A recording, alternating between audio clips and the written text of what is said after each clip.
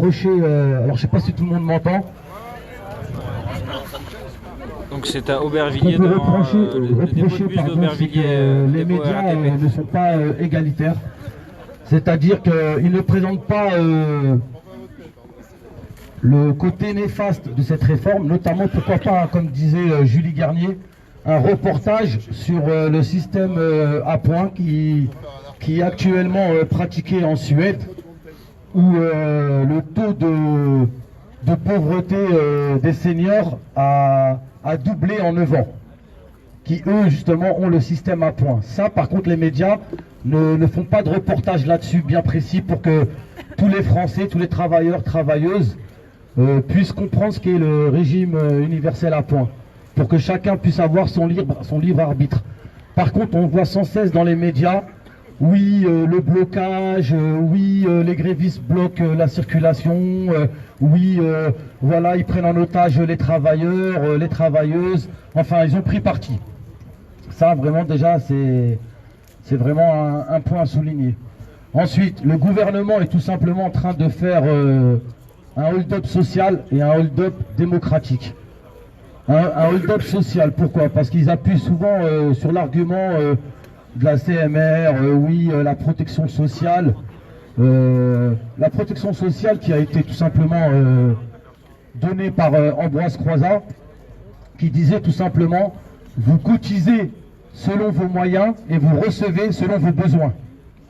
Voilà, c'est un système qui aujourd'hui marche plus que bien. On est le meilleur système voilà, actuellement au monde. Et c'est aussi un hold-up démocratique. Car le président Macron n'a pas été élu pour faire baisser les pensions, et encore moins pour faire partir les gens à 64 ans. Ça, c'est pas pour les raisons pour lesquelles il a été élu. Donc déjà, c'est un hold-up démocratique. Ensuite, là, je vais revenir maintenant un peu en ce qui concerne... excusez-moi, je vais aller un peu dans le désordre, hein, j'ai pas préparé de discours. Mais par rapport à notre direction, donc ils sont amusés à nous envoyer les forces de l'ordre, sauf que beaucoup de collègues qui sont roulants, qui ont exercé dans plusieurs dépôts leur droit de retrait. Donc j'invite tous les collègues, bon ils sont à l'intérieur, nous à l'extérieur, mais tous les collègues d'Aubervilliers, voilà, à exercer leur droit de retrait, pardon, si ils estiment. Il faut savoir que le droit de retrait n'est pas un fait avéré, c'est un ressenti légitime. À partir du moment où il a un ressenti, il peut exercer son droit de retrait. Donc, il suffit juste tout simplement que les forces de l'ordre s'amusent à charger ou à exercer une certaine violence devant les collègues, tous les collègues peuvent exercer leur droit de retrait. Le droit de retrait, bien sûr, reste individuel et pas collectif. Tout le monde peut l'exercer, mais chacun doit l'exercer à titre individuel. Une enquête avec le CS, un membre du CS, et qui est un membre de la... Et aussi, ils peuvent aussi demander une DAT, une déclaration d'accident de travail, car la direction vont s'amuser à les menacer de les mettre... en code 800, en disciplinaire et tout le baratin habituel. Ils demandent leur DAT. À partir du moment où ils les mettent sous pression, pareil, je demande une déclaration d'accident de travail. Et comme ça, voilà, ils sont couverts dans leur procédure. Quoi qu'il en soit, en tout cas, on voit qu'il y a toujours du monde, que c'est toujours soutenu, que le mouvement est bien mobilisé. Il y a certains élus de la majorité qui commencent déjà à avoir peur, où certains disent en catimini que si le mouvement perdurait, bon ça va être long pour vous, hein, mais pour eux, jusqu'à fin février, fin début mars, le mouvement, la réforme, faudrait vraiment lui dire au revoir, car ça sera plus du tout tenable. Ensuite, il y a certains représentants syndicaux, notamment les CDTistes, d'accord, la CFDT, qui parlent de l'âge pivot. Oui, si on retire l'âge pivot, effectivement, on peut discuter, enfin bref. Comme on a dit depuis le début, Il n'y a aucune négociation, aucune discussion à avoir. Le fameux berger, il faut savoir que nous, on n'est pas ces bergers belges, d'accord? On n'écoutera pas du tout ce qu'il dit, ça n'engage que lui. D'ailleurs, il n'est même pas soutenu par sa base. Donc, il peut dire ce qu'il veut, ça ne changera rien du tout. L'âge pivot n'était pas à l'origine de cette réforme. Il a été mis tout simplement en étendard pour faire croire, tout simplement, on va faire passer cette réforme, on va mettre l'âge pivot, les gens vont se battre, nous, le gouvernement, au bout d'un certain temps, on va lâcher l'âge pivot, en faisant croire à tout le monde que la rue a gagné, car on a lâché l'âge pivot. Et voilà, le gouvernement s'est couché, ils ont gagné, ils sont heureux, ok, on a eu peur, donc maintenant on peut faire passer la réforme sans l'âge pivot. Mais on n'est pas dupe. On n'est pas dupe. Voyez, la retraite, c'est quoi? La retraite, c'est pas juste j'arrête de travailler et je pars à la retraite. La retraite, c'est aussi avoir un salaire décent. On parle de retraite, on parle aussi, alors il y a plusieurs termes, mais il y en a que j'ai retenu, c'est salaire continu. C'est avoir un salaire décent après son travail. Il faut savoir que l'espérance de vie entre les 5% les plus riches et les 5% les plus pauvres, c'est de 13 ans. S'ils veulent vraiment un système égalitaire, les termes qu'ils emploient, égalitaire, juste, universel, ok? Mais tout ça, c'est pour stimuler notre enthousiasme psychologiquement. Mais dans ces cas-là, si vous voulez vraiment un système plus juste, égalitaire, battez-vous pour que les plus pauvres, les ouvriers, puissent vivre 13 ans de plus. Battez-vous sur ces critères-là pour justement qu'on puisse partir à un âge d'équilibre, comme vous dites. Mais ça, non, ça ne vous intéresse pas. Voilà. Exactement. Exactement, on veut la retraite des flics. Mais j'avais dit de pas me couper, après je perds le fil. Mais ce que je veux dire, voilà. Pourquoi ils ne se battent pas dans ces cas-là sur ces critères-là, pour qu'on puisse tous avoir une retraite convenable et aussi en bonne santé. Et aussi en bonne santé. Parce qu'aujourd'hui, l'espérance de vie, elle est de combien en bonne santé? Ou alors ils appellent ça l'espérance de vie sans incapacité. Voilà, sans incapacité, c'est le terme exact. Eh ben, il est de 62,8 ans pour les hommes et de 63,7 ans, je crois, à peu près, pour les femmes. Si on part à 64 ans, en fait, on va aller à la retraite. En mauvaise santé. Ouais, en mauvaise santé, mais en gros, pour payer le médecin. Non, mais ça peut faire rire, hein, mais c'est complètement ahurissant. Ils parlent de système universel. En gros, ils veulent combattre les régimes spéciaux. Ils sont en train de faire, dans leur système universel, plein de régimes spécifiques. Et au final, ça va leur coûter plus cher. La réforme d'aujourd'hui n'a aucune motivation économique urgente. C'est juste pour des raisons politiques, idéologiques. Il y a des moyens. Et ça a même été déjà prévu depuis longtemps.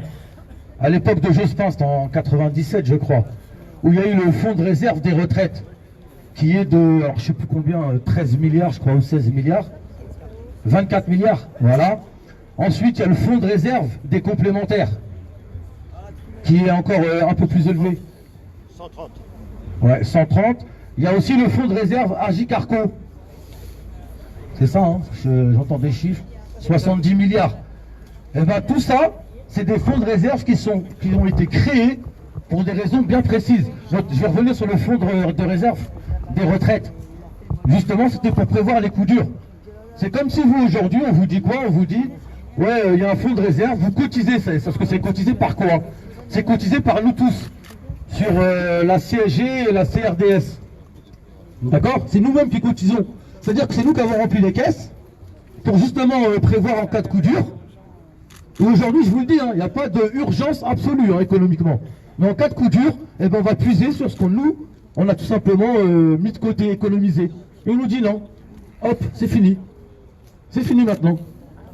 Excusez-moi, c'est se foutre de la gueule du monde. Voyez? Et encore, je ne vous parle pas des fonds de réserve des complémentaires, qui est encore plus élevé. On peut pas se foutre du monde. On nous parle aussi, oui, mais vous savez, on assure un minimum vieillesse un minimum de retraite, ou je ne sais plus comment ils appellent ça. Ouais, 1000 euros. 1000 euros pour tout le monde. Il y a les paysans qui touchent 800 euros ou 700 euros. Ouais, mais quand à l'époque ils ont demandé d'augmenter le salaire là, des paysans et que le gouvernement a refusé. Bon, je vois que le feu d'artifice vous intéresse plus, comme on dit. Non, mais ce que je veux dire. Et puis il y a une loi de 2003. Il y a une loi de 2003 qui garantit un minimum de 1000 euros. Il faut savoir que la France est dans l'illégalité depuis 2003.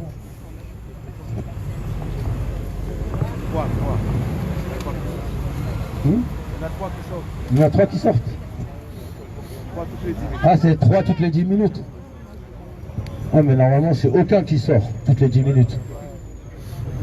En tout cas, je pense qu'on n'est pas venu ici pour voir 3 bus sortir toutes les 10 minutes parce que, franchement, là, c'est... Moi, ça m'énerve. Hein. Je suis malade, je suis venu... En plus, il nous dérange. Enfin bref, je vais laisser la parole aux autres intervenants, car je suis un peu fatigué et j'ai un peu la mémoire courte, donc je vais redonner la parole à je sais pas à qui, un volontaire. Ah bah tiens, Didier d'Aubervilliers.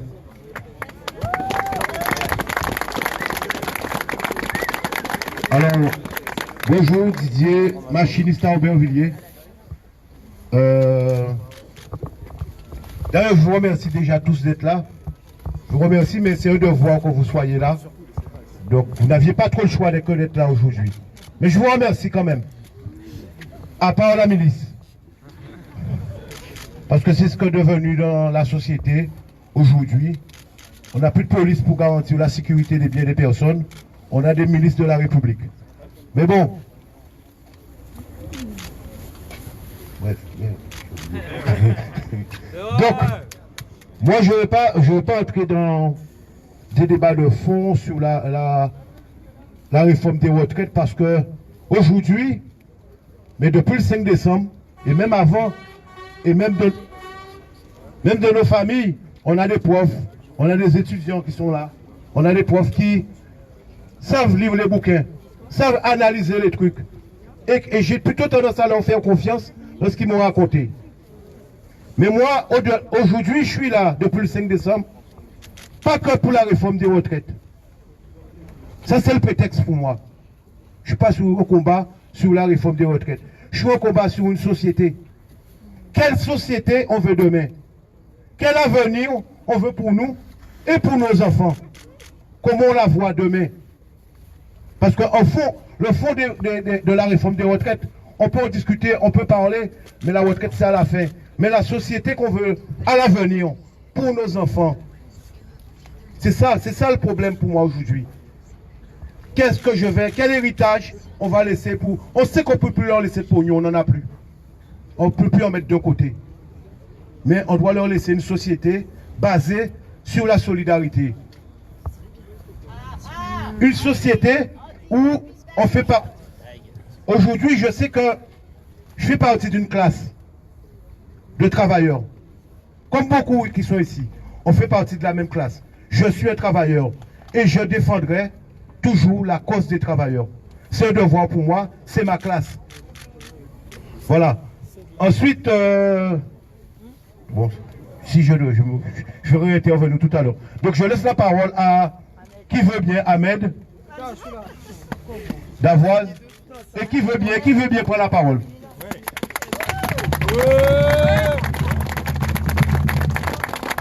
Déjà bonjour tout le monde et moi je suis Sandro Busofort. Déjà je remercie déjà quand même tout ce monde qui est venu, sauf la police qui sont derrière moi, qui sont là. Bon, ça on est bien d'accord. On va pas les remercier d'être venus de bon matin. Après, ce qu'il faut savoir, c'est qu'on est au bout de 33 jours de grève. Et il faut bien voir que ça tient fort. Faut pas écouter les médias qui disent que du pipeau. Comme quoi ça s'essouffle. Non, il n'y a rien qui s'essouffle, c'est eux qui sont en train de s'essouffler. C'est ça qu'ils n'ont pas compris encore. Et ce qu'il faut faire, là on sait que il y a des négociations qui vont commencer. Nous, dès le début, dès le 5, on avait bien dit une chose, il n'y aura aucune négo. Ça veut dire qu'il n'y a rien à négocier sur ce retrait. On retire tout ou on garde tout.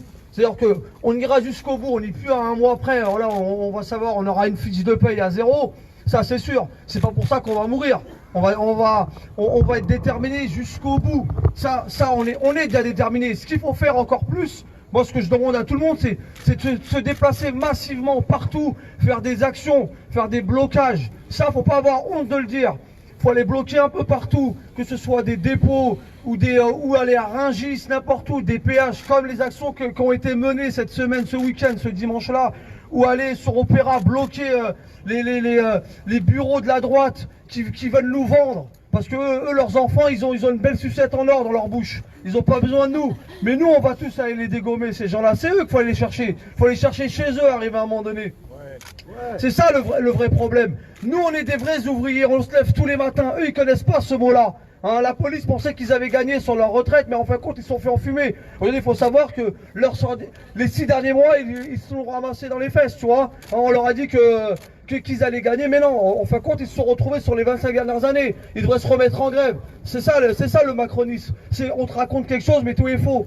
Nous, en tout cas, on va pas se faire entuber. Il n'y aura aucune négociation. Et quand il aura ramené un papier signé officiellement, on reprendra le boulot. Pour l'instant, il n'y aura aucun. On reprendra aucun boulot et on continuera les blocages et tout ce qu'il y a à faire. Merci.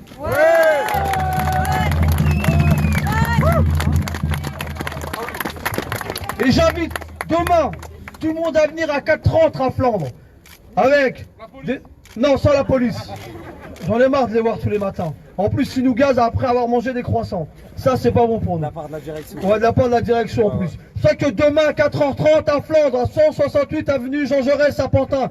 Et il faut venir massif. Il faut venir plus que les policiers. Voilà. Alors, j'invite à qui veut prendre la parole à venir.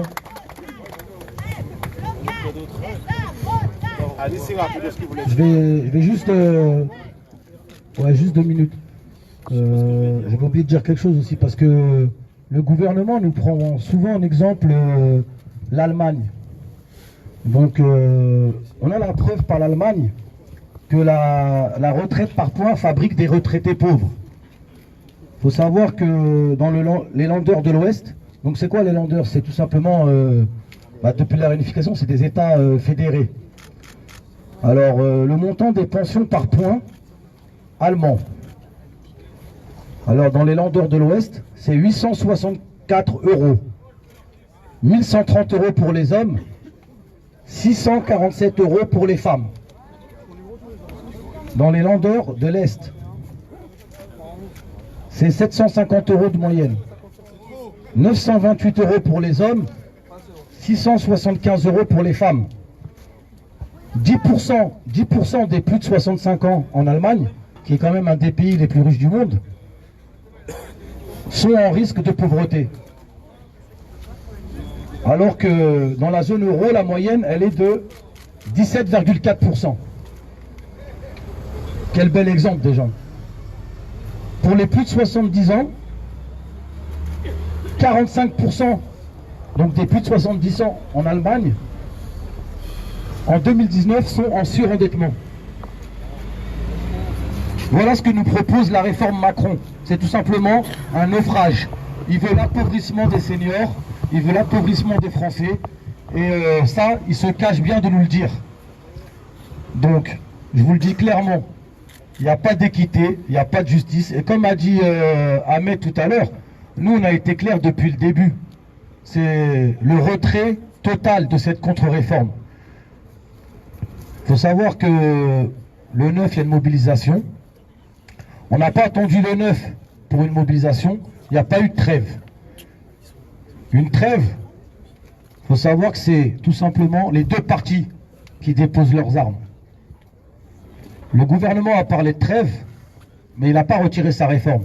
Et le plus paradoxal dans tout ça, c'est qu'ils sont en train de nous chanter la chanson que, ouais, en gros, hein, c'est pour notre bien. Mais aujourd'hui, ils sont incapables de nous dire de combien sera notre pension de retraite. Ils se sont vantés de nous dire qu'il y avait un simulateur fiable. Or, je vous invite tous à aller sur le site internet du collectif citoyen Nos Retraites, où à Béliard nous avons ramené un économiste, un maître de conférence de Sciences Po, Michael Zemmour, qui c'est tout le collectif qui est spécialisé dans la réforme, enfin sur le projet de réforme. Et il n'y a pas de simulateur, c'est juste des cas types, c'est des exemples. Et pour ceux qui sont nés avant 75, bah, vous pouvez même pas aller sur ce enfin, soi-disant simulateur qui n'est d'ailleurs pas un simulateur. Bah, c'est comme si, moi demain, je vendais ma voiture et je disais à mon futur acheteur, signe l'acte de vente, mais t'inquiète, je vais te donner le prix après que tu as signé l'acte de vente. Et il me dit, ouais, mais combien tu la vends ta voiture? Non, non, mais t'inquiète, c'est pour ton bien, t'inquiète, signe, et après je vais te dire combien je l'ai vendue. Bah, c'est exactement ce que veut le gouvernement. Il veut faire passer cette réforme, et une fois que cette réforme elle est passée, et là il va installer ses petits missiles. Ah bah voilà, le point il est à tant, l'âge pivot il est à tant, le calcul mécanique il est comme ci, il est comme ça. Alors il nous parle de commission paritaire, oui, il y a les organisations syndicales nationales qui vont participer, qui vont définir le point. Mais ils se foutent de la gueule de qui? Aujourd'hui ils vont dire quoi? Ils vont donner une feuille de route. Ils vont leur dire, voilà les marges de manœuvre, et vous négociez avec ce qu'on vous a ordonné de négocier. Voilà. Donc on va pas se faire duper. On n'est plus dans les années 50, où il y a des permanents syndicaux là-haut qui sifflent la fin de la partie. Maintenant c'est la base qui contrôle. Et si le gouvernement aujourd'hui veut réellement discuter, il doit discuter avec la base. C'est fini qu'il discute avec des pseudo-représentants qui veulent parler en notre nom. La CFDT, par exemple, je vais vous le dire, ok, elle est représentative au niveau national, mais elle n'est pas représentative, en tout cas, à la RATP, par exemple. D'accord? Donc, il est hors de question que ce genre de personnes négocient pour tout le monde. Voilà. Donc, la base, elle est là. La base, elle a décidé de ne pas faire de trêve. La base, elle a décidé de ne pas attendre jusqu'au 9 janvier. La base, elle a décidé clairement depuis le début le retrait total de cette contre-réforme. Et nous, notre position, elle ne changera pas. Elle restera ferme. Et s'il faut aller jusqu'au bout, on ira jusqu'au bout. Aujourd'hui, il faut savoir aussi une chose. D'accord? C'est que, on va pas se mentir, le nerf de la guerre pour que ce mouvement continue et soit toujours aussi nombreux, aussi fort. Oui, c'est vrai. L'argent a son rôle important. Et aujourd'hui, nous, ce qu'on demande, la base, c'est que toutes les organisations syndicales au plus haut, tout simplement, eh ben, lâchent de l'argent aux grévistes pour que le mouvement puisse durer. Si vraiment ils veulent que le mouvement dure, et si vraiment ils veulent le retrait de cette réforme, ils sont par devoir obligés de donner de l'argent aux grévistes pour tout simplement qu'on puisse tenir financièrement. Et ça, c'est non négociable. On ne peut pas derrière demander un combat et derrière ne pas mettre les moyens. Et ça, il faut le savoir. Oui, aujourd'hui, il y a des caisses de grève. Oui, il y a des cagnottes. Oui, il y a des moyens X ou Y pour pouvoir tenir financièrement. Mais ça ne suffit pas. Ça ne suffit pas. Voilà. Il y a des moyens plus hauts. Il y a des moyens plus hauts. Et ils doivent être déboursés pour ça. C'est comme les fonds de réserve enfin de retraite, tu peux voir aussi des fonds de réserve pour les grèves. Il y a aussi ce qu'on appelle le CES. C'est le comité européen des syndicats qui est financé par la Commission européenne. D'accord? Alors, qui est le CES? Le CES, ben, le CES, par exemple, je vais vous donner un exemple tout bête, il a participé activement au plan d'austérité qu'on a imposé à la Grèce. D'accord?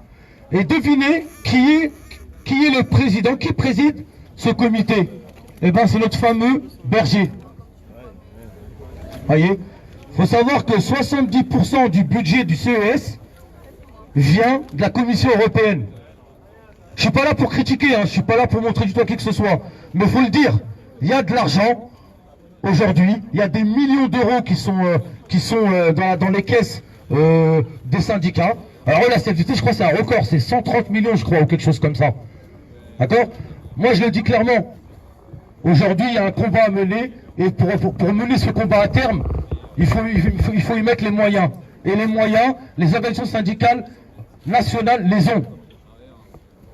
Voilà. Donc, faut que tous les sympathisants, les militants, les grévistes de tout bord, même les non-syndiqués, il faut aller demander cet argent-là pour qu'on puisse tenir ce mouvement et qu'on puisse retirer cette réforme aussi longtemps qu'il faudra pour combattre. Mais en tout cas, il ne faut pas qu'on cède ce mouvement, il ne faut pas qu'on lâche ce mouvement à cause de raisons financières.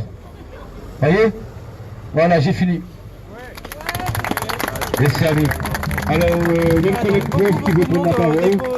Et il faut qu'on les applaudisse, les profs, puisque depuis le début, ils sont là avec nous. Ils nous ont jamais lâchés, au moins moralement. Voilà, les CRS sont venus en nombre et ils se sont placés pour faire du coup, sortir les on est bus. plusieurs profs d'Aubervilliers et de d'autres villes à venir. On est là aussi depuis le 5. On soutient. Là, c'est vrai qu'il y avait les vacances et que c'est pas forcément facile, mais on était quand même autant que possible sur les piquets de grève. Sur l'éducation, on n'arrive pas forcément à suivre tous les jours, mais en tout cas, on vous soutient, on est avec vous. Nous aussi, on se fait enfumer grave. Du coup, on a une manif aujourd'hui, il y a la journée du 9 qui mobilisera, je pense, plus de collègues. Et voilà, et donc on est avec vous et on vous soutient. Et on lâchera rien jusqu'au bout aussi. Il y a un collègue du spectacle qui voulait prendre la parole aussi. Camarade. Bonjour. On a tenu une assemblée générale hier soir au théâtre de la Traversière des arts, des travailleuses et des travailleurs des arts, des intermittents, des artistes, des techniciens, des gens de la culture. Et on a appelé dans cette assemblée générale à venir vous rejoindre prêter main forte sur ce piquet. On est quand même un petit nombre à être venus ce matin. Il y avait des collègues de chez vous qui sont venus hier à notre assemblée générale. Déjà merci, parce que c'est vous qui avez tenu cette mobilisation là pendant toute la période des fêtes. Elle a reposé essentiellement sur les travailleurs de la SNCF et de la RATP. Et là, tout le mouvement vous remercie absolument pour ça. Maintenant, ce dont on se rend bien compte aussi, c'est qu'effectivement, si maintenant la vraie question, c'est que comment de vos mains on reprend le mouvement et qu'on arrive à l'étendre ailleurs, dans tous les autres secteurs. Nous, à notre petit niveau, dans le spectacle, dans les arts, on essaye aussi, même si c'est compliqué. On a fait une belle assemblée générale hier qui, j'espère, va en entraîner d'autres. Même si pour nous, c'est aussi compliqué, parce qu'on regroupe aussi beaucoup d'intermittents, des gens qui n'ont pas forcément de lieu de travail. On est tous atomisés dans notre coin. La question de la grève se pose de manière très individuelle et beaucoup moins collective qu'à l'échelle d'un dépôt, qu'à l'échelle d'une boîte, etc. C'est très compliqué, mais on essaye, on fait ce travail-là. Et on essaye aussi de relier la question des retraites qui nous impacte aussi en tant qu'artistes, techniciens, etc. à la question aussi de l'assurance chômage, qui en ce moment, vous avez sûrement entendu parler, il y a une réforme qui est en cours, qui a commencé déjà à s'appliquer et qui est connectée à la question de la réforme des retraites. Mais vraiment, et on ne se rend pas assez compte à quel point elle est connectée, cette réforme. Elle a commencé, les décrets ont commencé à s'appliquer au 1er novembre, qu'on durcit drastiquement les conditions d'accès pour tous les chômeurs à l'assurance chômage pour ouvrir des droits. Comment ? Non, la réforme, il y a eu des décrets qui sont passés cet été sur la réforme de l'assurance chômage. En grosso modo, depuis le 1er novembre, pour pouvoir ouvrir des droits à l'assurance chômage, c'est beaucoup plus compliqué qu'avant. Aujourd'hui, maintenant, il faut travailler 6 mois sur 24 mois, alors qu'avant, il fallait avoir travaillé 4 mois sur 28 mois. Donc il y a en gros des centaines de milliers de personnes là qui maintenant se retrouvent sur le carreau. Les estimations, c'était que la première année d'application de cette réforme, il y a 1,5 million de personnes qui sont impactées par ça. Mais ce qu'on n'avait pas encore aussi anticipé, c'est les effets conjugués de la réforme des retraites avec la réforme de l'assurance chômage.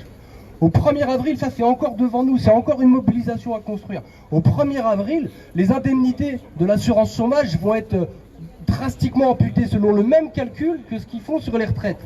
C'est-à-dire que maintenant, ils vont calculer non plus sur l'ancien salaire le montant des indemnités des chômeurs, mais ils vont calculer sur toute la période de référence, comme on le fait sur les retraites. Et ça va diviser, pour certains, ça va aller des pertes d'indemnités de 20% à 70%. Et sauf que maintenant, avec la réforme des retraites, maintenant, ce qui va compter pour la retraite, ça va être aussi le montant des indemnités chômage pour ceux qui ont la chance de toucher le chômage, parce qu'il y a plus d'un chômeur sur trois, il y a un chômeur sur trois qui touche seulement le chômage. Les autres ne sont pas indemnisés. Et donc maintenant, avec des montants d'allocation qui vont être amputés de plus de la moitié, jusqu'à 70% pour certains, ça va être autant de points en moins de cotisation à la retraite, ça fait des retraites de misère encore plus. Bref, tout ça pour dire que là, du coup, c'est vraiment, on attaque non seulement toute la société, les droits de tous les travailleuses et les travailleurs, et on tape encore plus fort sur les plus précaires d'entre nous. Et voilà. Et donc, du coup, tout ça pour dire que il y a un ensemble de problématiques qui sont en jeu. On le voit bien, la retraite, là, en ce moment, c'est une bataille qui nous réunit tous. Mais on sait que la question du chômage, des chômeurs, elle est liée. Dans l'éducation, la copine prof qui vient de parler, c'est la même chose. La réforme Blanquer qui se sont pris dans la gueule l'année dernière, elle est toujours là et elle commence maintenant à faire ses effets désastreux. Les lycéens sont en train de se prendre dans la gueule la réforme de Parcoursup qui a eu lieu l'année dernière. Et voilà, et toutes ces questions sont connectées. Et aujourd'hui, on a enfin l'opportunité à travers cette mobilisation sur la retraite, de soulever toute cette question ensemble. Maintenant, la vraie question, c'est que là, cette semaine, elle est décisive. Et maintenant, il faut qu'on arrive à étendre cette grève partout. Nous, on y travaille modestement dans nos secteurs. Il faut que d'autres secteurs le fassent aussi pour reprendre le flambeau que vous avez vaillamment porté pendant plusieurs semaines maintenant. Merci. Merci à toi. On a un collègue d'une société à côté, Saint-Gobain, qui est en grève et qui nous soutient tous les jours, qui passe nous voir, qui voulait prendre la parole. Oui, alors rapidement, alors on entend souvent que le privé n'est pas dans la grève ou pas à la hauteur de ce que fait le public. Alors c'est probablement vrai, mais bon, il y a quand même des boîtes où il se passe des choses. Alors Saint-Gobain, c'est une multinationale. Moi je viens d'à côté, c'est un centre de recherche, c'est une situation un peu particulière. Mais bon, on arrive quand même, on fait les mouvements de grève, on arrive quand même à mobiliser les collègues sur la question de la pénibilité. Parce qu'en fait, le travail, ça abîme le corps et l'esprit et les gens, ils sont fatigués. Les travailleurs, ils sont fatigués. À partir de 55, 60 ans, on n'en peut plus. Et demander de travailler encore plus longtemps, c'est juste insupportable. Et la retraite, c'est pris sur l'argent qui est créé par notre travail. C'est-à-dire que c'est notre dû. C'est notre dû et ça serait normal que ce soit nous qui en décidions. C'est pas le gouvernement, c'est pas les patrons, c'est notre travail qui crée les richesses et c'est donc à nous d'en décider. Voilà, donc je vais m'arrêter là et on continue tous ensemble. On essaie de mobiliser autour de nous pour être plus nombreux, plus déterminés et voilà. Je suis un peu comme le camarade, j'ai bien aimé ton discours sur la question des retraites, ça porte tout un tas d'autres questions sur la société qu'on veut, pour nous, pour ceux qui vont arriver après nous. Voilà. Merci à toi. On a le secrétaire général de la CGT Bus, il aime bien qu'il prenne la parole aussi. On a un étudiant, il est où, qui nous soutient aussi depuis le départ, que sur tous les piquets de grève, on se rend compte. Maintenant, c'est devenu un ami. Bonjour à toutes et à tous, moi c'est Wadi, du coup je suis étudiant à Paris 8, militant au nouveau parti anticapitaliste et à Révolution Permanente. Bon, c'est un peu relou là ce matin, voilà, la police là, comme tous les matins en fait depuis voilà, un petit moment là, s'est fait déloger un peu rapidement à mon goût. Mais bon, je pense que c'est pas ça qu'il faut voir. Je pense que ce qu'il faut voir aujourd'hui, c'est que la grève des camarades de la RATP, elle est exemplaire, elle dure depuis plus d'un mois avec la SNCF. Elle est plus longue que la grève de 95, plus longue que la grève de 86. Et aujourd'hui, à la rentrée, dans les raffineries, ça commence à voter le blocage. Les profs, ils sont en train de rentrer de vacances également. On voit beaucoup de profs aujourd'hui qui se sont mis en grève. Le 9, il va falloir être massivement dans la rue. Et je pense que toute cette répression-là, la police, aussi ce que disait Annie, par rapport en fait aux sanctions disciplinaires contre les agents RATP, tout ça en fait, ça montre une chose, c'est que le gouvernement aujourd'hui, tout ce qui lui reste, c'est la répression. Dans ce sens-là, nous, on ne doit pas laisser en fait les camarades tout seuls face à la répression. Tout à l'heure, à 13h, il y a un rassemblement qui est organisé par la coordination des grévistes, RATP, SNCF, à 13h, place de la Chambaudie, justement pour dénoncer cette répression et pour dire qu'en fait, on ne laissera personne tout seul face à la répression. Donc j'invite tout le monde à venir.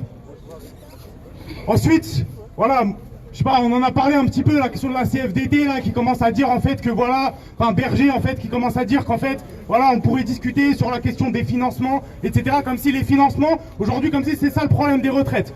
Mais on voit qu'en fait, aujourd'hui, les patrons du CAC 40, ils font des bénéfices records.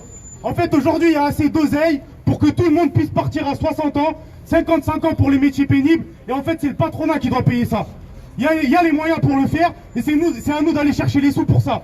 Et il n'y a aucune négociation à avoir avec Macron, etc., justement sur ce sujet-là.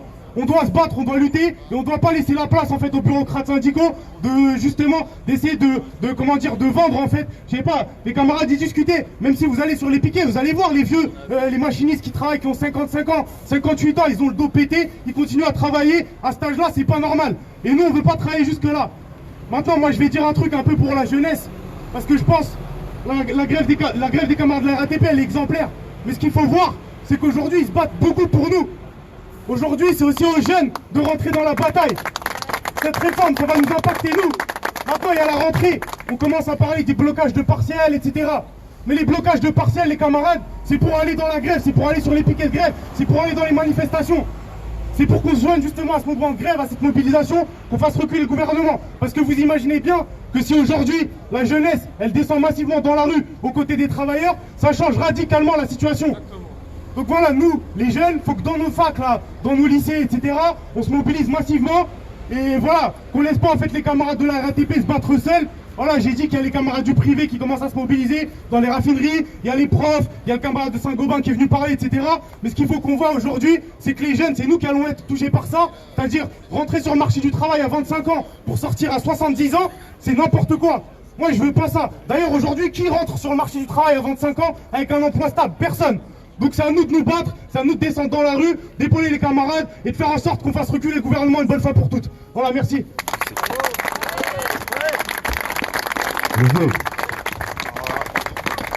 Après, qui prendra la parole après Olivier? Salman.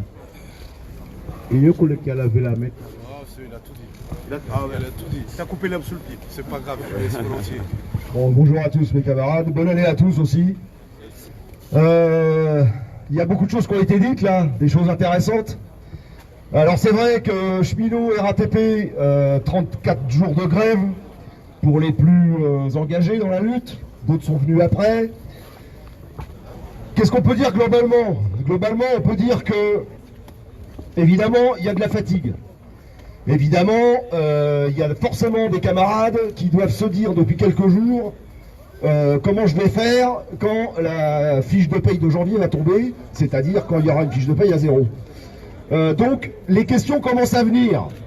C'est pas pour autant que le mouvement faiblit. Les choses qui ont été dites, je vais essayer de ne pas les répéter, mais oui, effectivement, il y a l'aspect de la réforme des retraites, qui est une attaque contre le modèle social français, c'est comme ça que ça s'appelle. Il y a la question derrière, évidemment, de la répartition des richesses produites. Et je l'avais déjà dit lors d'un rassemblement dans le cadre du disciplinaire de mon camarade Ahmed, dans mon intervention à l'Assemblée Générale, dans le cadre de cet entretien disciplinaire, que la question aujourd'hui des richesses produites doit bénéficier à l'ensemble des travailleurs. C'est-à-dire que tous les dispositifs existants qui sont aujourd'hui menacés en termes de bonification, de reconnaissance de la pénibilité, de dispositifs de départ anticipé bonifié et de toute autre sorte du même acabit, doit bénéficier à l'ensemble des métiers qui subissent cette pénibilité. C'est donc bien une question sociétale. C'est pour ça, et c'est pour ça que ce mouvement a autant de force. Et là, pour le coup, on n'a vraiment rien à envier aux anciens qui ont fait 95, qui ont fait 86, qui ont fait 81, et même, on peut le dire, hein, qui ont fait 68. On peut remonter très loin comme ça. 34 jours de grève. 34 jours de grève. On ne voit pas ça tous les 20 ans. Hein. Je vous le dis. Donc, aujourd'hui, ce qu'il faut garder à l'esprit, au-delà des problèmes financiers, il faut que l'aspect politique prenne le dessus sur les aspects financiers. Il est là l'enjeu aujourd'hui. Nous sommes dans un conflit qui pose la question du partage des richesses produites. C'est pas seulement sur des aspects de régimes spéciaux. D'ailleurs, quand on écoute les sondages qui sont qui sont diffusés à satiété par les médias aux mains du patronat, c'est très clair. Plus de 60% des Français soutiennent la lutte menée par les grévistes, mais le même nombre de Français sont pour la fin des régimes spéciaux. Or, qui mène la lutte depuis 34 jours? Ce sont les régimes spéciaux. Et qu'est-ce que disent les journalistes au service du patronat? Ils disent que nous sommes en train de défendre notre petit précaré, nos petits privilèges. Il n'y a pas de privilèges, c'est une question de société. La société d'aujourd'hui, nous la voulons. Notre but, c'est d'imposer un partage des richesses du travail produit et une reconnaissance généralisée des pénibilités subies par ceux qui travaillent. On prend les forces de l'ordre. Les forces de l'ordre ont un travail pénible, font un métier pénible. Même vous, vous faites un métier pénible. Nous taper. Vous avez su préserver, grâce à notre grève, vous avez su préserver votre origine spécifique, messieurs des forces de l'ordre. Nous ne demandons pas autre chose pour l'ensemble des travailleurs. Nous nous battons pour nous-mêmes. Nous nous battons pour l'ensemble des services publics. Nous nous battons pour l'ensemble des travailleurs du pays. Et c'est pour ça que ce mouvement est aussi bien soutenu par l'opinion publique, même si, dans ce soutien, il y a des paradoxes, des contradictions. On ne peut pas préserver notre modèle actuel en s'attaquant aux régimes spéciaux. Les deux sont indissociablement liés. Si on supprime les régimes spéciaux, on supprime l'ensemble des régimes, y compris le régime général. La sécurité sociale, ça a été évoqué par un des camarades tout à l'heure, par Annie. Ça a été évoqué. La sécurité sociale, c'est 1,5 fois le budget de l'État. Les capitalistes ne rêvent que de mettre la main dessus. Et c'est ça que Macron a commencé à faire avec la branche retraite et qu'il a déjà fait cet automne avec la réforme sur le système des indemnités de chômage. Et il s'en est directement pris aux droits des chômeurs. Tout l'enjeu est là. Les milliardaires ne rêvent que de récupérer ce qui nous appartient. Voilà l'enjeu, c'est celui-là l'enjeu. C'est pas les régimes spéciaux RATP ou cheminots ou gaz et énergie ou je sais pas quoi. C'est l'ensemble des travailleurs, ils l'ont bien compris. Et c'est pour ça qu'au bout d'un mois et demi, le mouvement est toujours aussi bien soutenu. Donc, c'est pour ça que je vous disais, et je le redis et je vais m'arrêter là, ça sert à rien d'être trop long, qu'aujourd'hui, à 34 jours de grève, l'aspect financier, même s'il est bien réel pour les grévistes, c'est l'aspect politique et de quelle société on veut qui doit prendre le pas sur cet aspect financier qu'on va tous subir. Et que jamais il ne faut qu'on lâche l'affaire sur cette question et que c'est pour nous, sur cet aspect des choses, que l'on peut continuer à convaincre les indécis à se mobiliser et à rejoindre le mouvement Il n'est jamais trop tard. Le 9 janvier, grande manifestation. Le 11 janvier, grande manifestation avec une soirée festive solidaire au gymnase, alors je sais plus lequel, je vais communiquer tout ça, à Saint-Denis, le gymnase Nelson Mandela, samedi soir, en intersyndical, à l'initiative de la CGT. Lundi prochain, lundi 13, au dépôt de Vitry, il y a 3 camarades qui sont convoqués pour fait de grève. 3 camarades. Donc, aujourd'hui, nous sommes en train de subir une double répression. Les violences policières et la répression antisyndicale au sein de l'entreprise. Voilà ce que nous subissons aujourd'hui. Ça aussi, il faut l'avoir à l'esprit. Et c'est pour ça qu'on ne doit pas baisser les bras. On n'a rien contre personne, y compris contre les forces de l'ordre. On n'est pas là pour faire la guerre aux forces de l'ordre. On est là pour faire la guerre à Macron. On est là pour faire la guerre sociale, le combat social, pour préserver nos droits. La réforme de Macron, c'est la fin des droits garantis. Une fois que sa réforme sera mise en place, s'il la met en place, ça sera la fin des droits garantis, ce sera la fin des subventions d'équilibre dont bénéficient les régimes de retraite déficitaires. Ça sera forcément une baisse des pensions de retraite derrière. Notre modèle tel qu'il existe aujourd'hui fait qu'en France, il n'y a, entre guillemets, que moins de 8% des retraités qui vivent sous le seuil de pauvreté. Dans des pays comme l'Allemagne ou la Suède, c'est presque 20%. Parce que dans ces pays-là, ils ont réussi à imposer un système par points. Donc l'enjeu, il est là. Nous pensons à nos anciens, nous pensons à nos enfants. Didier l'a dit, le futur, les futures générations, les étudiants, le camarade l'a dit tout à l'heure. Aujourd'hui, à 25 ans, un petit gars ou une jeune fille en CDI, ça n'existe pas. Ça n'existe pas. Ça aussi, ça doit être un combat. Il y en a marre de faire croire et de faire rentrer dans les esprits que la belle vie aujourd'hui, c'est de changer 40 fois de métier dans sa carrière. C'est pas vrai. Ce que veulent les gens, c'est de la sécurité sociale. C'est de pouvoir se projeter dans l'avenir pour se construire. Pour construire un foyer, pour pouvoir se payer une maison et de pouvoir se déplacer en toute liberté sans que ça grève le budget, sans que ça pose des problèmes pour boucler ses fins de mois. Voilà la vérité. Il n'est même pas question de pouvoir d'achat. Il est question, mes camarades, il est question de niveau de vie. Aujourd'hui, c'est sur ces questions éminemment sociales et politiques qu'il faut que les débats s'organisent. C'est une question de niveau de vie. Le pouvoir d'achat, ça n'intéresse que ceux qui vendent. Le niveau de vie, c'est par notre travail qu'on l'acquiert.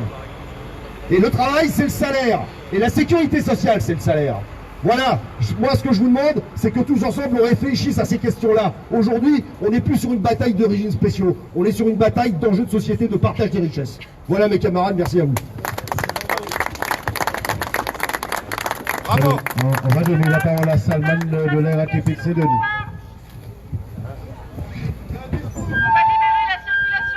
Pas encore madame, on n'a pas encore fini notre assemblée. Bonjour tout le monde, Salman du dépôt de Saint-Denis. Je tenais à remercier tout le monde d'être venu, d'accord.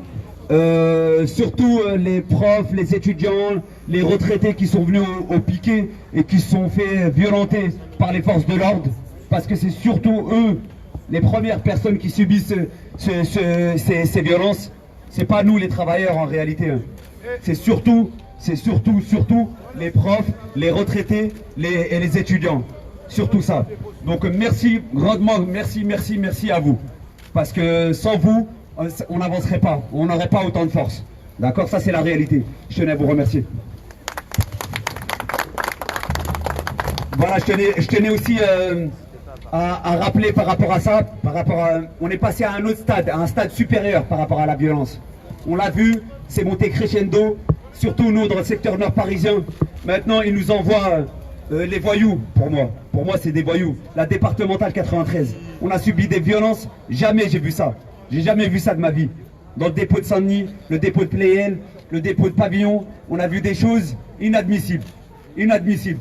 Des retraités, des étudiants, des professeurs violentés, des collègues violentés. Il y a des collègues qui... femmes aussi. Oui, bien sûr.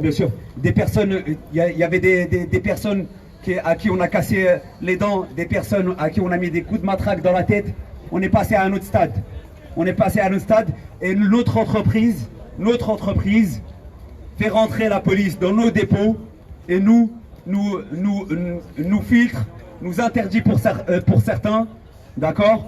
Il leur offre le café, les gâteaux, et nous, quand on vient quelquefois avec nos familles dans certains dépôts, ils disent non, vous n'avez pas le droit de ramener de vos enfants, vous n'avez pas le droit de ci, non c'est une personne étrangère au dépôt, non elle rentre pas, mais par contre la police elle est la bienvenue, elle rentre à l'intérieur, ils leur ramènent le café, les gâteaux, tout ce qu'ils veulent, ils l'ont.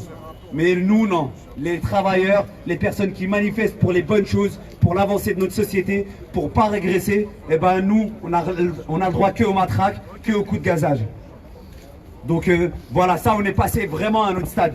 Et Macron qui parle tout le temps, oui, on négocie, on parle, il est pour la discussion, on la voit bien, à coup de matraque tous les jours, à coup de gaz, on le voit très bien aujourd'hui, on voit très bien son dialogue.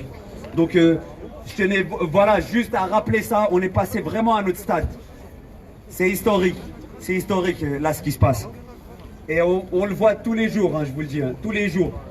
Et il faut appeler les gens à venir massivement.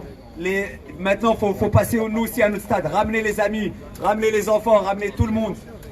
Il faut passer, faut se transformer, faut manifester d'une autre façon. C'est fini maintenant, peut-être les piquets de grève où on se regarde et on met de la musique. Maintenant, il faut manifester d'une autre façon. Regardez dans les autres pays comment ils manifestent. Ils manifestent avec des parapluies, je connaissais même pas, des cônes. Eux aussi ils s'adaptent. Et pourtant, c'est des dictatures hein, pour moi, hein, je pense. Hein. Enfin, je sais pas, je me pose des questions qui est une dictature aujourd'hui. Voilà. Donc il faut aussi évoluer nous aussi. Et par rapport à ça, je tenais à passer un message aux étudiants et aux collègues qui sont passés en garde à vue et qu'on va convoquer. Qu'ils sachent qu'on sera auprès d'eux. On les abandonnera pas et on les lâchera pas. Et par rapport à cette loi, Monsieur Delevoye, il a oublié de l'emmener avec lui. Il a oublié de l'emmener avec lui, avec toutes ces casseroles qu'il a eu, ses mandats, les chiffres, les salaires non déclarés. Voilà, lui, il a le droit de faire des erreurs. Lui, il a le droit de tout ça, mais elle n'a plus lieu d'être. Il a oublié de l'emmener. Et la preuve en est, vous savez, l'État a tout misé sur cette personne. Elle a tout misé sur cette personne. Aujourd'hui, vous regardez les médias, vous regardez toutes les personnes qui débattent sur ça, ils n'en voient plus de ministre.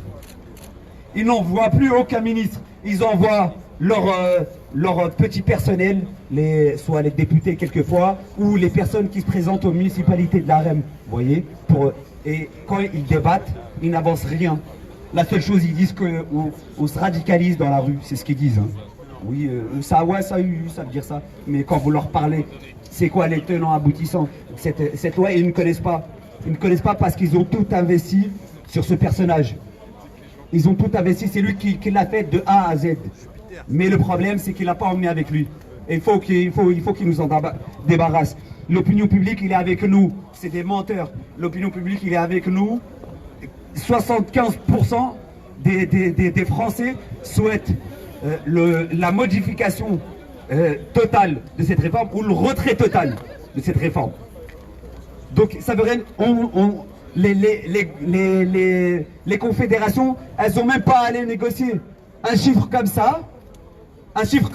Les confédérations, elles n'ont même pas à aller négocier. Il n'y a pas de négociation. 75%, vous voulez quoi d'autre? 100%, c'est pas possible. C'est pas possible. Elles n'ont pas à aller négocier pour nous. Il est hors de question. Ils nous ont parlé de trêve, ils nous ont parlé... on est là tous les jours, ça fait depuis le 5. On est sur les piquets, on perd notre argent, on laisse nos familles. Ils n'ont pas le droit, ils n'ont pas le droit. Ils n'ont pas le droit de s'approprier notre mouvement. Ils n'ont pas le droit. Et ça, il faut leur rappeler. Et j'ai un petit message aussi aux forces de l'ordre. C'est mon dernier message. Hein.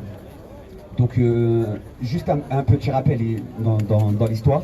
En Italie, en 2013, les forces de l'ordre ont déposé les boucliers parce qu'ils étaient là, ils voulaient être avec les manifestants, ils n'étaient pas d'accord avec ce qui se passait. Ils ont posé les boucliers. Vous avez la possibilité de le faire. Symboliquement, poser les boucliers. Et ça sera un message fort pour la France. Montrer que vous êtes vraiment solidaires parce qu'on vous voit derrière vos boucliers, vous nous dites oui, on est solidaire avec vous, on a un devoir de réserve, mais montrez-nous un geste au lieu des gazages et des coups de matraque. Parce que les sourires, on discute avec vous, tout ça, mais la réalité, voilà, c'est ça. Montrez-nous un geste, posez vos boucliers. Merci. Je tiens à remercier aussi, parce que j'ai oublié, tous les médias libres qui sont là. Les médias qui donnent la parole de l'autre côté de la barricade. Parce que les gouvernements et les grands patrons, ils ont les outils, les grands médias et compagnie, on les connaît, qui nous donnent très peu la parole. Mais tous les médias qui sont là avec nous aujourd'hui, il faut les applaudir parce que c'est eux qui donnent notre parole d'ouvriers. Et on les remercie encore une fois. Merci Didier. Merci d'être là, merci beaucoup d'être là. Wael Mejri, ici machiniste au dépôt d'Aubervilliers. Je ne vais pas être long, promis, je sais qu'on vous a pris beaucoup de votre temps. Juste pour vous dire plusieurs choses. Comment? Oui, on essaie de faire court, pour ne pas vous mobiliser trop. Juste pour vous dire des petits détails comme ça qui passent à la trappe de temps en temps. On a parlé beaucoup de la Suède. La Suède, vous entendez partout sur les plateaux, la Suède, c'est super, la retraite par points en Suède. Ce personnel politique, il vous cite tout le temps l'exemple de la Suède. Ils oublient toujours de vous dire que le personnel politique en Suède, lorsqu'il met la pain dans le pot de confiture, c'est viré sur le champ. C'est viré sur le champ. En France, ça se passe pas comme ça. Delevoye, il a fallu attendre 13 mandats pour qu'on le vire. 13. Il y en avait un, il y en avait deux, il y en avait trois, il a fallu 13 mandats pour qu'on le vire. En France, ça se passe pas comme ça, malheureusement. Le personnel politique, il est surprotégé. En France, c'est pas comme ça, malheureusement. Voilà. Que dire d'autre? Que dire d'autre? Voilà. Nous, en tout cas, on voulait vous dire aussi que si d'aventure le gouvernement décidait par exemple de maintenir notre régime spécial à nous, croyez-nous, messieurs, dames, les professeurs, les enseignants, les étudiants, tout le monde, on fera pas comme la police. Nous, on dira pas non, on arrête la grève. On dira pas on arrête la grève. Voilà, continuera jusqu'au bout. Parce que nous, c'est vous qui nous avez fait tenir. C'est vous qui nous avez fait dire, les médias, tous ces collectifs qui sont venus tous les jours pour bloquer les bus, pour nous soutenir, pour nous apporter de la bonne humeur et votre joie et votre soutien. Donc nous, on est solidaires de tous. Et même, ça se passera pas comme ça. De toute façon, ce sera soit un retrait, soit ils appliqueront la retraite pour tous. On veut pas de... Celui-là, il garde son régime spécial, celui-là, il le garde pas, celui-là, il le garde, celui-là, il le garde pas. Évidemment qu'ils ont besoin des policiers pour matraquer, c'est pour ça qu'ils ont maintenu leur régime spécial à eux. On le sait qu'ils sont importants. Les coups de matraque aujourd'hui, c'est important, c'est avec ça qu'ils gouvernent. Sans la matraque, il n'y a plus de gouvernance, il n'y a plus rien, le régime, il tombe. Il n'y a plus d'institutions, il n'y a plus de république, il n'y a plus rien. C'est pour ça qu'on leur a maintenu leur régime.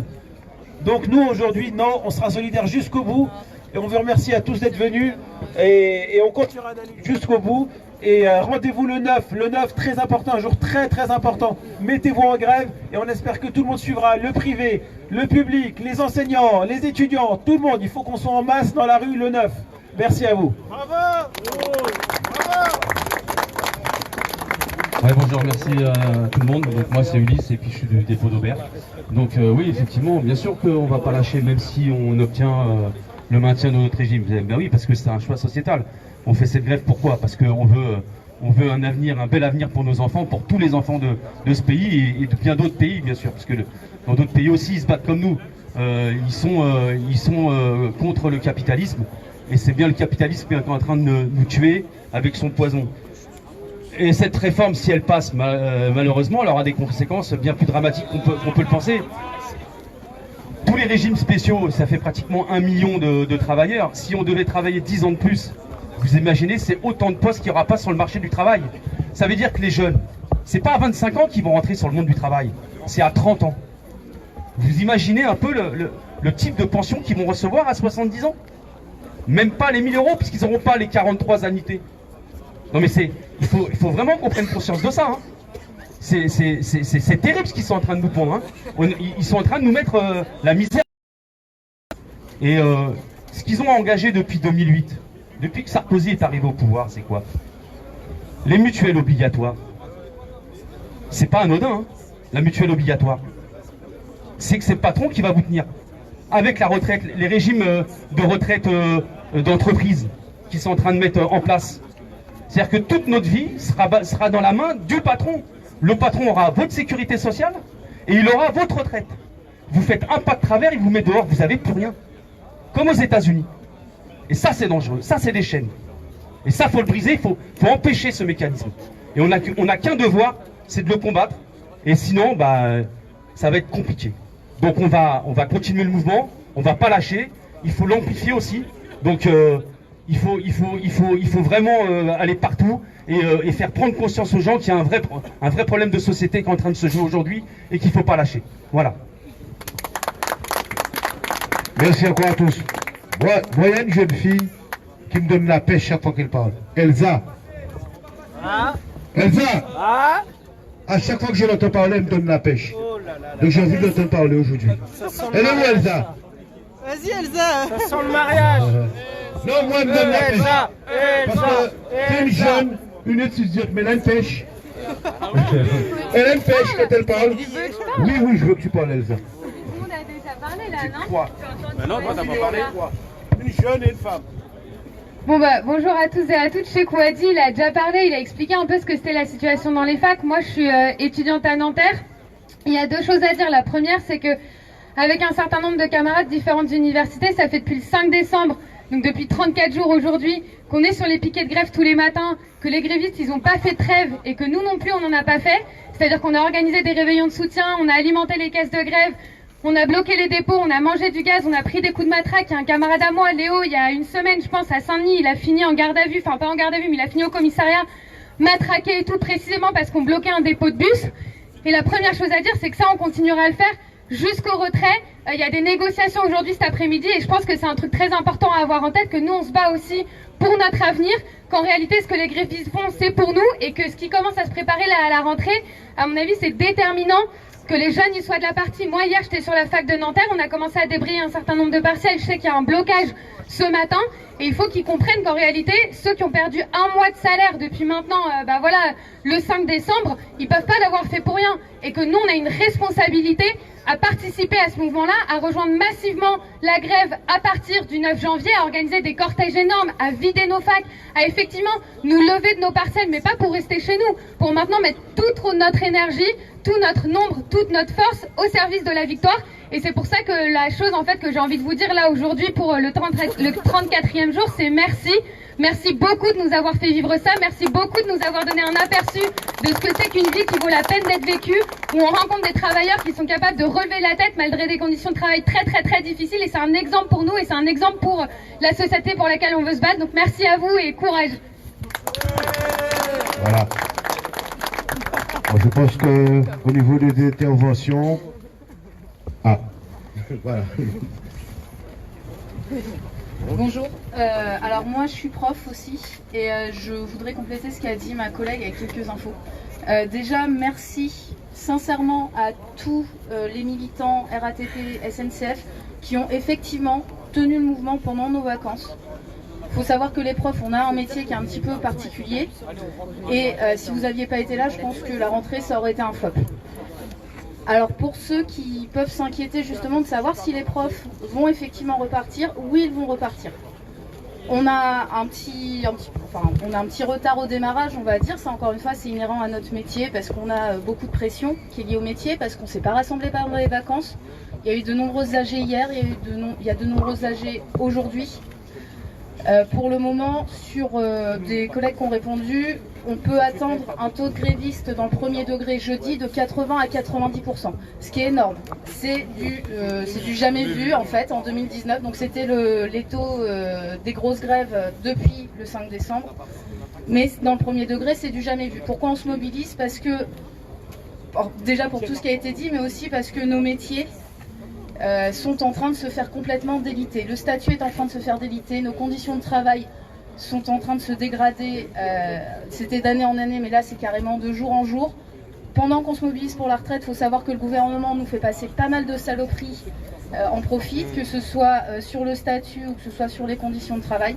Donc là ça devient, c'est un ras-le-bol général. Je pense que c'est pour ça principalement que les collègues se mobilisent. Alors ne vous inquiétez pas, on n'est pas beaucoup en grève aujourd'hui. Moi je suis en grève depuis le 5 décembre. Depuis le 5 décembre j'ai bossé une journée. Mais jeudi on sera nombreux, vendredi on sera nombreux et on sera là pour vous. La deuxième chose que je voulais dire, c'est merci aux étudiants. Les étudiants, on a besoin de vous aussi. Parce qu'à mon avis, s'il y a bien un corps qui peut faire partir le privé, c'est vous. C'est les étudiants, c'est les lycéens. Pourquoi? Parce que dans les travailleurs, ceux qui sont intimement convaincus que cette grève elle est nécessaire, ils sont déjà là. Par contre, ceux qui ont un peu de mal dans le privé à se convaincre ou à rejoindre le mouvement, ils le feront peut-être pas pour eux, mais ils le feront pour leurs enfants. Ils voient que leurs enfants se battent pour un avenir, se battent comme moi. Moi, je me bats pas que pour moi. Je me bats aussi parce que ma mère, mes parents sont bientôt à la retraite. Ils ont fait le calcul. Bah, c'est simple. Avec la réforme actuelle, je vais devoir leur filer 500 balles par mois si je veux qu'ils vivent décemment. Moi, j'ai pas 500 balles par mois à leur filer. Donc le calcul, pour moi, il est vite fait. Je préfère perdre 2 mois de salaire cette année. Faire un mois d'impôt. Je sais pas si je paierai moins d'impôts. De toute façon, j'en peux pas déjà. Je préfère perdre 2 mois de salaire cette année que de devoir soutenir mes parents toute leur vie, tout ce qui leur reste de vie à la retraite. Chose que je peux pas faire, tout simplement. Moi, je sais pas. Donc on se bat pour nous, on se bat pour nos enfants, on se bat aussi pour nos parents. Et les étudiants, les lycéens, s'il y a bien des personnes qui peuvent faire basculer le privé dans le mouvement massivement, à mon avis, c'est vous. Donc lâchez rien et soyez avec nous. J'en profite pour passer quelques petites infos. Cet après-midi, comme l'a dit la collègue, il y a une manifestation qui a été organisée par l'AG Éducation Île-de-France à laquelle se sont greffés quelques groupements interpro. Donc si vous voulez nous rejoindre, c'est à 15h à Montparnasse, le rendez-vous est rue du Bac. Pour les étudiants, si vous n'êtes pas au courant, vous avez un rendez-vous propre à 14h30 à l'angle de la rue Raspail et de la rue du Bac. Deuxième info, donc moi je suis de la Courneuve, on a une AG de ville ce midi, éducation, une AG pour s'organiser, pour se regrouper. On va proposer avec un collègue, on va proposer un départ de la Courneuve pour la manifestation de jeudi. Ce départ, s'il est acté, encore une fois c'est une proposition, pour le moment rien n'est sûr, s'il est acté, bien sûr on passera par Aubervilliers. Donc j'invite tous les collègues, éducation, non éducation, qui pourraient être intéressés pour partir à la manif jeudi avec nous depuis la Courneuve en passant par Aubervilliers, pourquoi pas d'autres villes, à venir me voir tout de suite. Je récupère leur numéro et comme ça on peut s'organiser. Voilà, merci.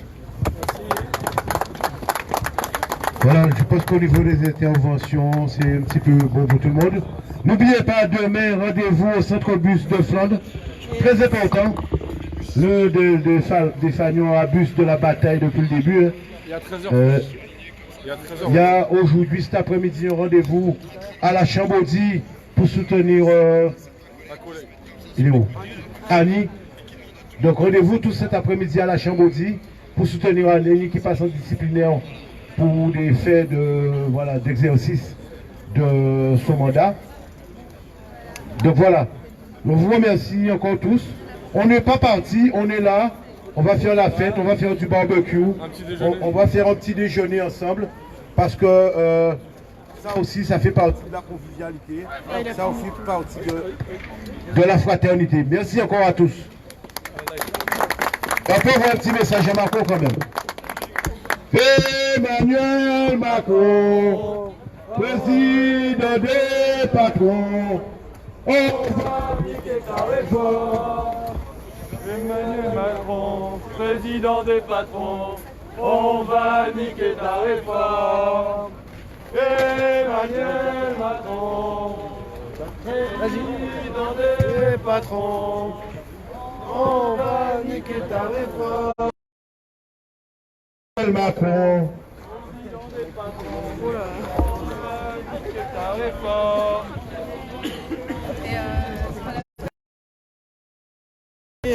D'Aubervilliers dans le 93 en Seine-Saint-Denis. Une grosse présence policière ce matin sur le piquet tournant décidé à l'initiative des coordinations de grévistes RATP SNCF.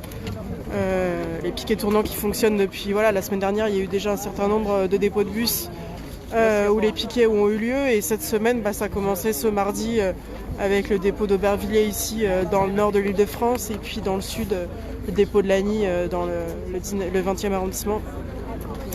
Et donc grosse présence, beaucoup de soutien ce matin, depuis 4h30 du matin, mais aussi forte présence policière. Donc au début, les bus étaient empêchés de sortir. Maintenant, il y a quelques bus qui sortent.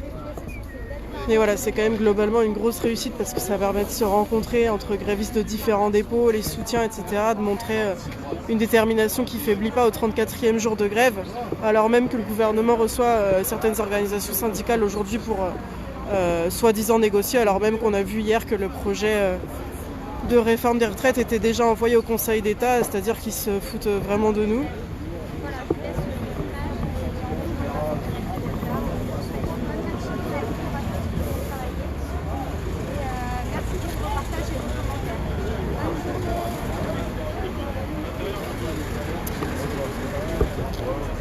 Donc voilà, les CRS en nombre ont débloqué la rue.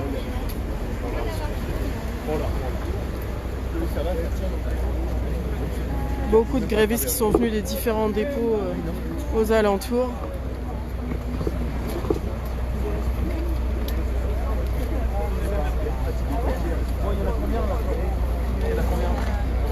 On est 400 sur le live de Révolution Permanente. Merci de nous suivre. Continuez à partager ce direct. À cette heure-là, c'est pas mal. Si transporte. Et du café. On a plus, je crois.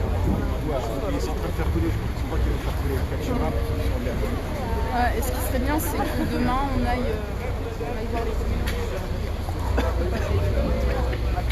Là, t'es tourné du collège, parce que c'est là que les collègues sont inquiétés. Mais en personne, je suis Ouais, moi aussi.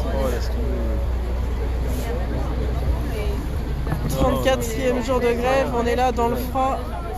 Les grévistes tiennent bon. Ouais.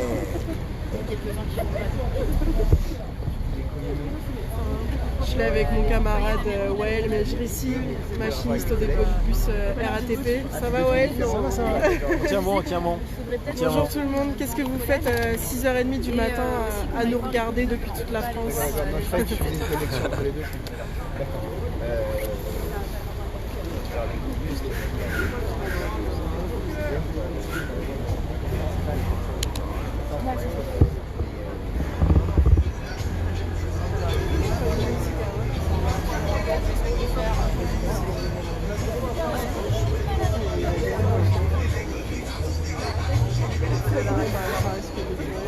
Ouais, c'était cool parce que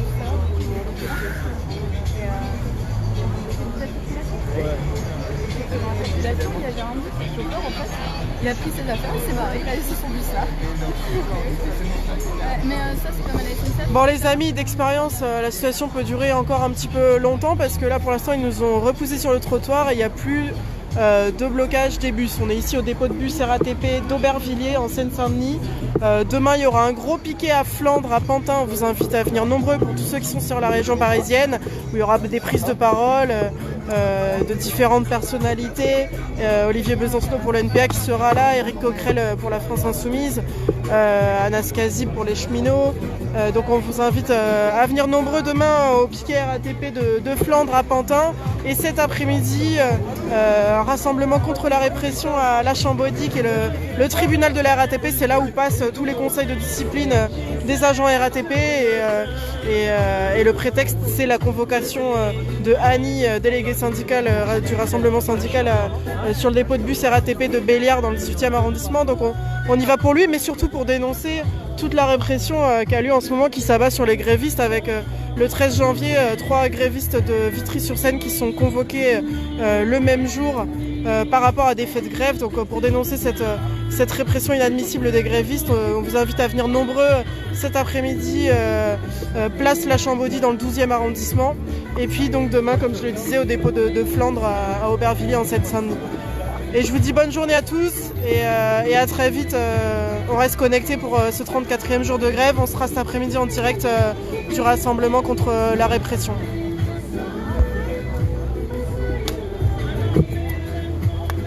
Et jeudi, bien sûr, la manifestation intersyndicale pour cette grosse journée de grève. On sera là aussi, bien évidemment.